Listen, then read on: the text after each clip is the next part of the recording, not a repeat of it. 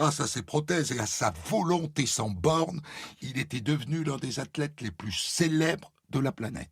Et tout s'est effondré d'un coup. Je débrieferai cette histoire avec le journaliste Pierre Donadieu, qui était correspondant en Afrique du Sud pour le journal L'Équipe et pour BFM TV. Mais d'abord l'histoire. La réalisation est signée Boris Pachynski. Europe 1, Christophe Ondelatte.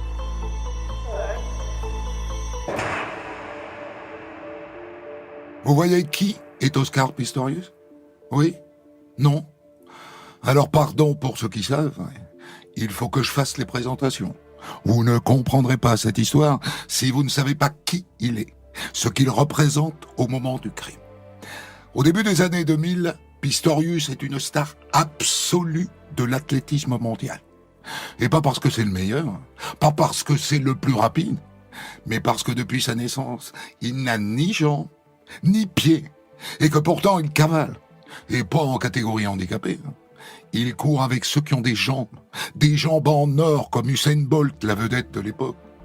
Sauf que lui est équipé de prothèses, des lames en carbone accrochées juste en dessous de ses genoux.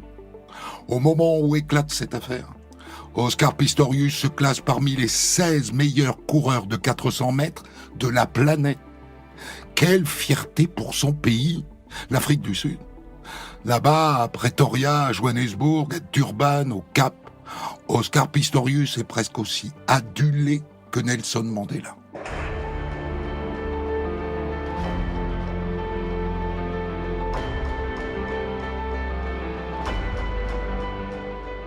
Le 4 août 2012, aux Jeux Olympiques de Londres, Oscar Pistorius est en demi-finale de 400 mètres. Quand le speaker annonce son nom, les 80 000 spectateurs réunis dans le stade se lèvent pour l'acclamer. Kate Middleton, la femme du prince William, en tête. Et devant Jonathan se trouvera Oscar Pistorius.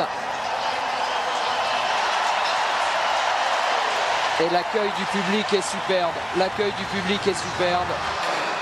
Alors évidemment, le départ d'Oscar Pistorius est très laborieux. Et Jonathan Borlée... Finalement, il finit bon dernier et ne se qualifie pas pour la finale. Mais peu importe. La volonté de ce garçon, la manière dont il a surmonté son handicap, ça fascine tout le monde. Plus dure sera la chute.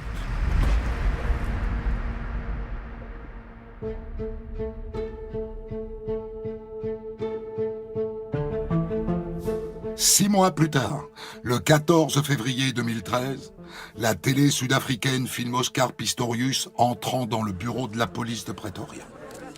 Monsieur Pistorius, vous l'avez vraiment tué? Répondez, vous l'avez tué? Il s'est planqué sous une capuche, mais on voit bien qu'il a des menottes au poignet. Il vient de tuer sa fiancée de 4 coups de pistolet.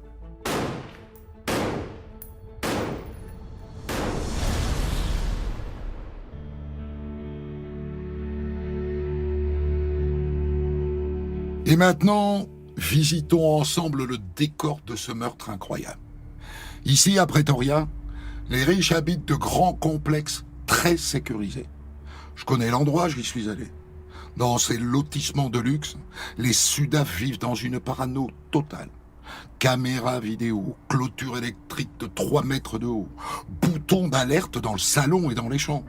Et même une pièce qu'ils appellent la panic room, une sorte de bunker au milieu de la maison où s'enfermer en cas d'attaque. Et avec ça, des agents de sécurité armés jusqu'aux dents. Pour se protéger de quoi? Eh bien des dangers que les pauvres font peser sur les riches. L'Afrique du Sud en 2013 est un pays ravagé par la violence. Sauf qu'aujourd'hui, il n'est pas question de pauvres qui tuent les riches. Dans cette histoire, on se tue entre riches.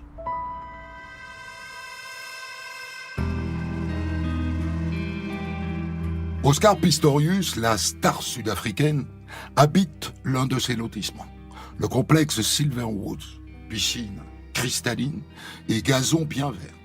Il vit là avec sa petite amie, un mannequin de 30 ans qui s'appelle Riva Stinka.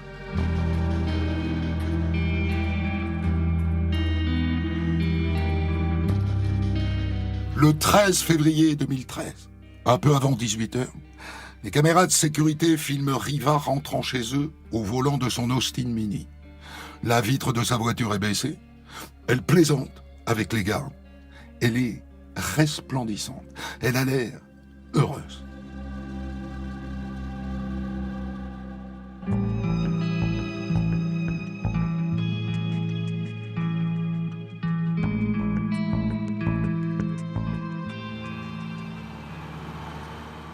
Dix minutes plus tard, 18h10, c'est la BMW blanche d'Oscar Pistorius qui passe le poste de contrôle à l'entrée du lotissement. Bonsoir, monsieur Pistorius. Vous rentrez bientôt aujourd'hui. Bah oui, mon vieux. C'est que demain, c'est la Saint-Valentin. Dans la journée, Riva poste un message sur Twitter. Quelle surprise avez-vous prévue pour votre amoureux demain ?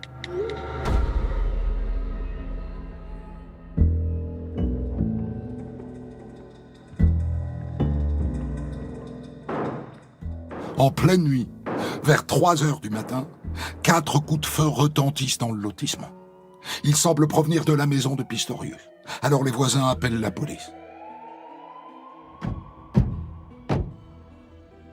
Quand les policiers entrent dans la maison, ils tombent tout de suite sur le corps de Riva Steenkamp, au beau milieu de l'entrée. Elle est morte avant l'arrivée des secours.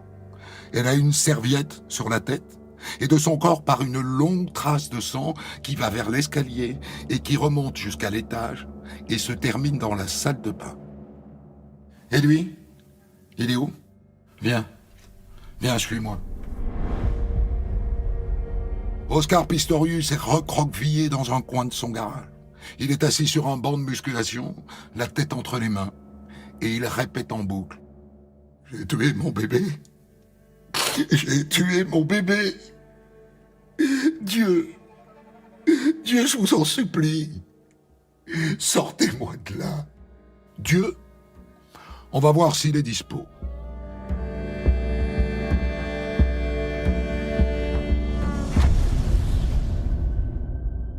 Riva Steenkamp a été tué de 4 balles de calibre 9 mm dans la hanche, dans l'épaule et dans la tête. Bon, je pense que ça a commencé dans la salle de bain. Elle devait être enfermée, et je pense qu'il a fracassé la porte avec la batte de cricket qui est là pour entrer. On a retrouvé le pistolet 9 mm dedans, et 3 douilles par terre, et une 4e dans le couloir. Et lui alors, Pistorius, qu'est-ce qu'il dit de tout ça ? Il prétend, figurez-vous, avoir confondu sa petite amie avec un cambrioleur. Je comprends pas ce qui s'est passé. En pleine nuit, j'ai entendu du bruit dans la salle de bain. Alors je me suis levé. J'ai même pas eu le temps de mettre mes prothèses. Je suis entré dans la salle de bain et j'ai vu qu'il y avait quelqu'un dans les toilettes. J'ai cru que c'était un cambrioleur. J'ai pas reconnu Riva. Alors j'ai tiré. Vous n'avez pas pensé que ça pouvait être votre fiancée ? Non. Pour moi, elle était dans notre lit. Les policiers sont sceptiques. Un cambrioleur dans ce quartier forteresse. Oscar Pistorius est inculpé de meurtre. Ça fait un de ces raffus. Dans les heures qui suivent, près de 300 journalistes campent devant la maison de Pistorius. Une folie médiatique contemporaine débute, à la hauteur du personnage. Parce qu'il ne faut pas beaucoup de flair pour imaginer que cette histoire va passionner les foules. Parce que c'est une star. Et peut-être aussi et surtout parce que c'est un modèle. C'est un exemple. C'est un type qui s'est arraché de son destin. Rendez-vous compte, Oscar naît handicapé. À sa naissance, il n'a pas de péroné, ni à la jambe droite, ni à la jambe gauche. Le péroné, c'est l'os qui est parallèle au tibia. C'est une infirmité très rare. Les médecins sont pessimistes. Oscar ne pourra pas marcher. Jamais. Il devra toute sa vie évoluer en fauteuil roulant. Sauf que dans la famille Pistorius, le mot « jamais » n'existe pas. Les parents, Henke et Sheila, sont des Afrikaners, des Blancs d'Afrique du Sud. Ils décident de remuer ciel et terre. Ils vont voir les plus grands chirurgiens. On pourrait peut-être l'amputer au-dessus du genou. Au-dessus du genou ? Mais enfin, docteur, Les genoux de mon fils fonctionnent parfaitement bien. Écoutez, merci docteur, on se passera de vos services. Et pour mes honoraires? Vos honoraires? Quels honoraires vous croyez que je vais payer pour quelqu'un qui veut amputer mon fils de genoux qui marche, docteur? Et finalement, à l'âge de 11 mois, Oscar est amputé en dessous du genou. Et à 17 mois, on l'équipe de ses premières prothèses. Et à partir de là, il est censé vivre comme son grand frère, qui a 1 an de plus. Pas de différence. Une vie normale. Maman, on part faire du vélo. Du vélo, du foot, du kart et même de la moto à pédale, tout ce qu'il veut. Bien sûr, ça n'est pas rose tous les jours. Parfois, à force de courir et de sauter, les moignons d'Oscar développent des ampoules et des fibromes. Alors, pendant 3 ou 4 mois, il peut plus bouger, il peut plus sortir. Mais dès qu'il est guéri, c'est reparti de plus belle. Et bien sûr, plus grand, ses parents le collent dans une école normale, comme son frère. Et comme lui, il se met à faire du cricket, du rugby, du foot, du tennis. Et à la maison, s'il veut de l'argent de poche, il faut qu'il fasse des abdos et des pompes. Et puis quand arrive l'âge du lycée, ses parents l'inscrivent dans l'un des lycées les plus prestigieux d'Afrique du Sud, bâti sur un modèle britannique. 1500 garçons, beaucoup de testostérone. Chez Pistorius, il n'y a pas de place pour les maux du genou. On de la raconte, la suite de votre récit. Gros coup de mou dans la vie d'Oscar vers ses 15-16 ans. Son père fait faillite, ses parents divorcent, et sa maman meurt des suites d'une maladie. Sale période. Et c'est juste après que lors d'un match de rugby, il se brise un genou. Je pense que tu vas t'en remettre, Oscar. Mais pour ça, il faut que tu cours le plus possible. Tu entends? Il faut que tu cours le plus possible. Le docteur dit qu'il doit courir. Alors il va courir. 3 semaines plus tard, il gagne son premier 100 mètres parmi les valides. Papa, j'ai fait 11 secondes et 72 centièmes. Son père vérifie.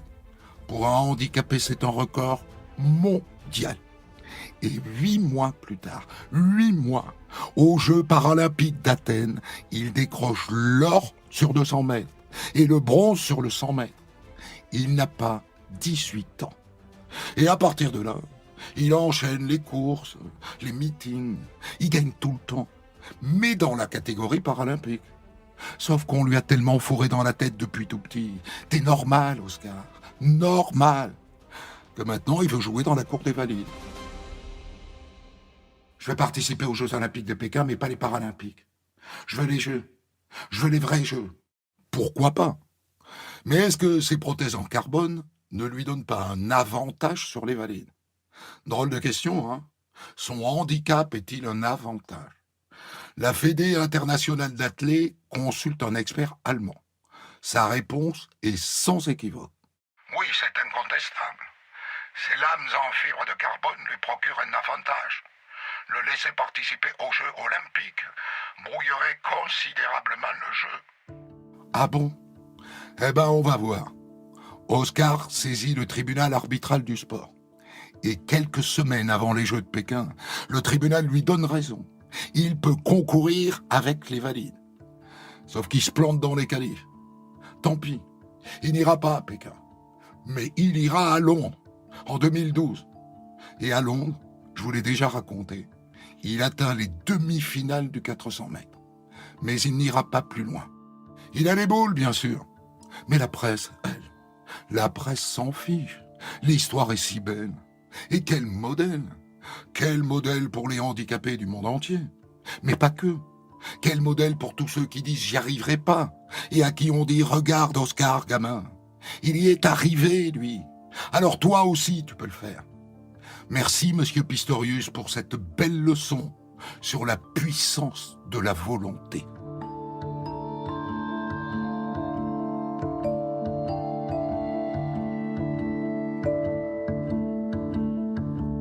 À part ça, il a une belle gueule, il parle bien, les sponsors se l'arrachent. Bon, Oscar, on a une proposition de Nike, on en a une autre d'Oakley et une troisième de Clarins. Qu'est-ce qu'on fait? Ah oui, il y a aussi le parfumeur Thierry Mugler. Il veut que tu sois son égérie. Qu'est-ce qu'on fait? Eh ben on prend. On prend un max. Et puis voilà qu'il rencontre la jeune mannequin Riva Stinkan. Et là c'est dollars, amour, gloire et beauté. Un conte de fées. Vous y croyez au conte de fées? Moi non. 6 mois plus tard. 6 mois. Oscar Pistorius tue. À partir du moment où Oscar Pistorius est inculpé de meurtre, c'est la curée. Sa vie, toute sa vie, était allée au grand jour. Tout le monde savait qu'il était fêtard, qu'il aimait les jolies filles et les belles voitures. Mais là, on a des détails. Et c'est croustillant. Tu sais ce que j'ai lu? Tu te souviens qu'avant de rencontrer Pistorius, Riva Steenkamp était avec le demi de mêlée des Springboks, l'équipe de rugby. Eh ben, il paraît qu'elle a continué à le voir. En tout bien, tout honneur, paraît-il, mais bon, l'autre, ça le mettait dans un de ses états. Il paraît qu'il l'appelait toutes les 5 minutes sur son portable. La belle affaire. On ferait tous pareil, non? Il paraît que Riva a dit à ses amis il y a pas longtemps, « Je l'aime, je vois mon futur avec lui, mais il va trop vite. » Oh, ça, on peut dire qu'il est allé trop vite, hein. Mais lui arrivait-il d'être violent? Violent avec les femmes? Et tu sais ce que j'ai appris? Une soirée très arrosée, chez lui, en 2009. Il se dispute avec sa petite amie. Il la met à la porte. Une de ses copines revient récupérer son sac. Et là, il lui claque la porte au nez, mais au sens propre, tu vois. Il lui a cassé le nez. Et alors, elle est allée porter plainte. Et bien sûr, il lui est rien arrivé parce que c'était Monsieur Pistorius, tu vois. Et vous savez ce qui s'est passé au poste de police? Il a signé des autographes. Et c'est tout. Une autre de ses ex raconte à la presse qu'un jour, alors qu'il vient d'être arrêté à 260 km/h, un policier a l'outrecuidance d'effleurer le pistolet qu'il porte en permanence sur lui. Oscar est tellement furieux qu'un peu plus loin, il vide son chargeur à travers le toit ouvrant de sa voiture. Les armes, justement. Parlons-en. Comme tous les africaneurs, Pistorius a une passion pour les armes. Vous savez ce qu'on dit en Afrique du Sud? Pour un africaneur, les armes, c'est le bijou des hommes. Pistorius portait en permanence un 9 mm Parabellum sur lui. 1 an avant le drame, il avait déposé une demande de licence pour 6 nouvelles armes. 6. Les armes? Ah ben ça, je peux vous en parler. Hein. Une nuit, je dormais chez lui. Pendant la nuit, je me suis levé pour aller prendre à boire dans le frigo. Eh ben, 30 secondes plus tard, il a débarqué avec une arme au poing, le con. Encore plus inquiétant. 1 mois avant la Saint-Valentin tragique, Pistorius passe la soirée avec quelques amis dans un restaurant de Johannesburg. Et en manipulant son arme sous la table, il tire, par accident, au milieu du restaurant bondé. Heureusement, il n'y a pas eu de blessés. Et comme il connaissait bien le patron, l'affaire a été étouffée. On est tellement content de vous avoir à dîner chez nous, monsieur Pistorius. Mais ça, c'était avant.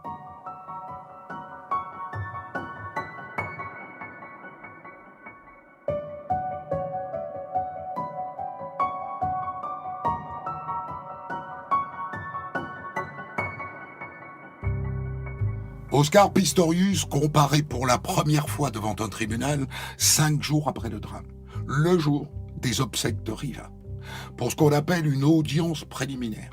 Sachez que la justice sud-africaine est de culture anglo-saxonne, héritée des colons anglais.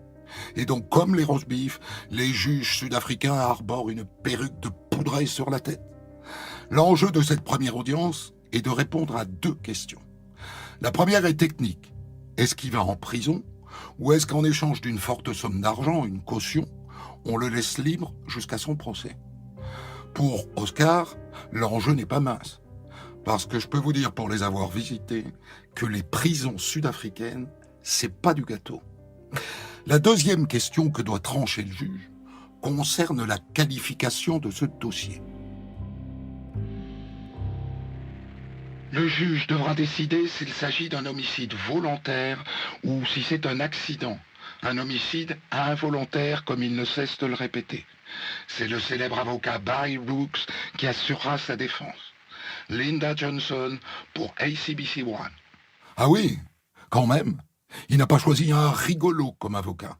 Lui et son associé ont récemment obtenu la relaxe d'un chauffard qui avait écrasé la petite fille de Mandela.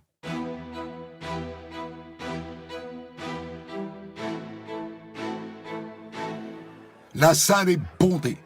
Et à l'extérieur, on entend les représentantes de la Ligue féminine de l'ANC, le parti au pouvoir, le parti de Mandela, qui crient « Non meurtre de femmes et d'enfants! Non meurtre de femmes et d'enfants !»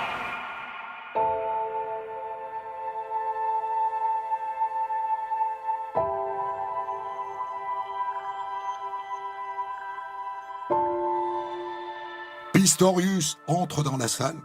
Il s'installe face au juge. Il est en larmes. C'est le procureur qui prend la parole en premier. Je ne crois pas un instant à cette histoire de cambrioleur. Je suis absolument convaincu qu'Oscar Pistorius a tué Riva Stinkham de sang-froid, volontairement, après une dispute. Le quartier est beaucoup trop sécurisé pour qu'un cambrioleur soit entré chez lui. C'est un meurtre. C'est un meurtre prémédité. Et maintenant, la version d'Oscar et de ses avocats. Mon client dormait dans son lit. Il a entendu du bruit. Il s'est levé et comme il le fait souvent, il n'a pas mis ses prothèses. Et dans ce cas, il est en appui sur ses genoux. Et donc ainsi, il va sur la terrasse. Là, il a entendu bruit dans la salle de bain. Et comme il se sent vulnérable, il pense à un cambrioleur. Et donc il a pris un pistolet. Il va vers la salle de bain. La porte des toilettes est fermée. Et il tire à travers la porte 4 fois. Et lui, à ce moment-là, il pense que sa fiancée Riva est restée dans leur lit. C'est donc un accident. Et donc, au pire, un homicide involontaire. L'enjeu est de taille. Si c'est involontaire, c'est 8 ans maximum. Si c'est volontaire, c'est 25 ans. Avant de prendre sa décision, le juge se tourne vers l'inspecteur qui a dirigé l'enquête. Un africaneur, trapu, mâchoire carrée, bronzée, une tête de pilier de rugby. Lui croit à l'homicide volontaire. D'abord, 1 heure avant le drame, une voisine les a entendus se disputer. Elle dit « ça ressemblait à une bagarre ». Ensuite, on a retrouvé dans la chambre de Pistorius des boîtes de testostérone et des seringues. Qu'il se dope, à ce moment-là, tout le monde s'en fiche. C'est pas le sujet. En revanche, la testostérone est un produit qui rend agressif. Enfin, dernier élément, l'angle de tir. On a tiré du haut vers le bas, ce qui prouve qu'Oscar avait ses prothèses et qu'il ment quand il dit qu'il ne les avait pas mises. Cette déposition est terrible pour Pistorius. À ses avocats maintenant de tenter de la décrédibiliser. La voisine dont vous parlez, inspecteur, habite à combien de mètres de la maison? Je sais pas, 600 mètres, je dirais. Et elle a pu entendre une dispute à 600 mètres. Elle a l'ouïe fine, dites-moi. Deuxième question. Avez-vous fait analyser ce que vous appelez ces boîtes de testostérone? Non. Eh bien, en demandant au premier pharmacien venu, vous auriez appris qu'il s'agissait d'un remède à base d'herbe. Ça n'est pas de la testostérone. Troisième question, inspecteur. Vous évoquez un angle de tir. Vous êtes expert en balistique? Non. Et vous avez fait faire une expertise? Non. L'avocat est très bon. En 4 questions, il vient de ruiner l'argumentaire de l'inspecteur. Mais le juge, finalement, décide que Pistorius sera jugé pour homicide volontaire. Mais il le libère, sous caution, en échange de 80 000 €.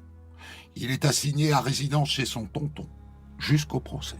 Le procès s'annonce comme un événement mondial.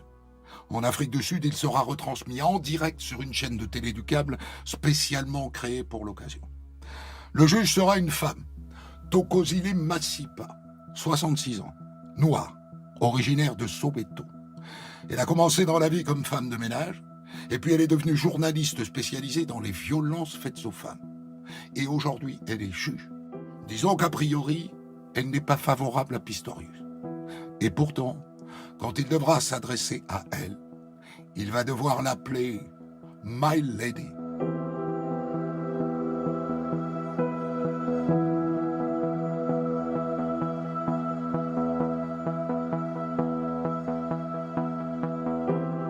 Le procès s'ouvre le 3 mars 2014.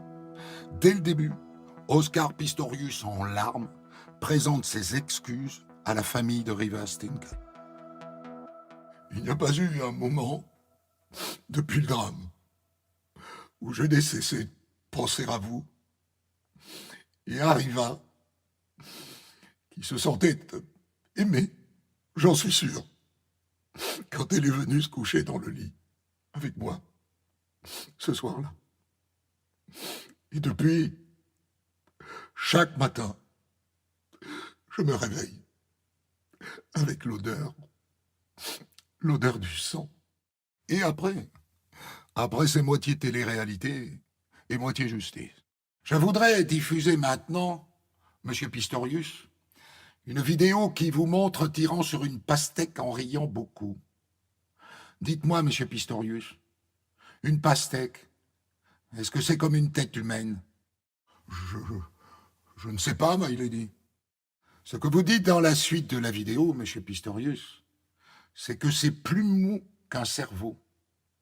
Et qu'il y a des cerveaux à part les humains, Monsieur Pistorius. Regardez bien. C'est exactement ce qui est arrivé à la tête de Riva. La défense brandit ensuite une expertise psychiatrique. Monsieur Pistorius, dit l'expert, est un anxieux maladif. Ce qui nous amène à penser que cette anxiété explique sa réaction alors qu'il croyait être en présence d'un intrus. Les avocats cherchent ensuite à décrédibiliser l'enquête de police. Ils racontent que dans les premières heures, la scène de crime a été piétinée par des dizaines de personnes, des voisins, des amis, des policiers, sans aucune protection. Le pistolet a été ramassé sans gants. Des objets ont même été volés. La porte des toilettes, cruciale pour l'analyse balistique, au lieu d'être conservée dans un lieu sécurisé, a été gardée par un policier 3 semaines dans son bureau. Et à la fin, le procureur demande 15 ans d'emprisonnement pour meurtre avec préméditation. Le 12 septembre 2014, la juge rend son verdict. Monsieur Pistorius, veuillez vous lever, je vous prie, pour entendre la sentence. Le tribunal, Monsieur Pistorius, vous condamne à une peine de 5 années de réclusion criminelle. L'audience est levée. 5 ans seulement?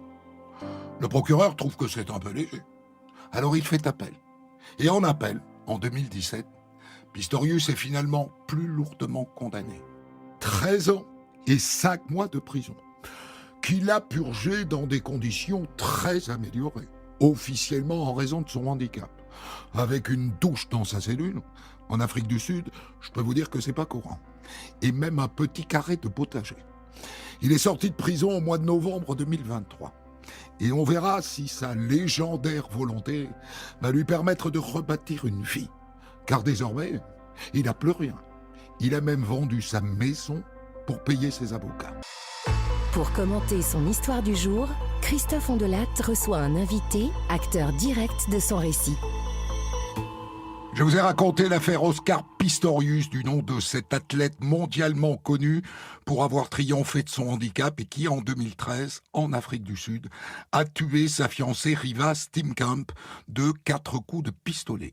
Lui a toujours dit qu'il l'avait confondu avec un cambrioleur, mais il a tout de même été condamné pour meurtre à 13 ans et demi de prison. Et je débriefe cette histoire avec vous, Pierre Donadieu. Vous êtes journaliste, vous avez couvert les 2 procès pour l'équipe, pour BFM TV et pour l'agence France Presse. Les peines quand même sont étonnantes. 5 ans au premier procès, alors ça c'est le comble. 13 ans et 5 mois lors du deuxième. Elle est cool, hein, la justice sud-africaine.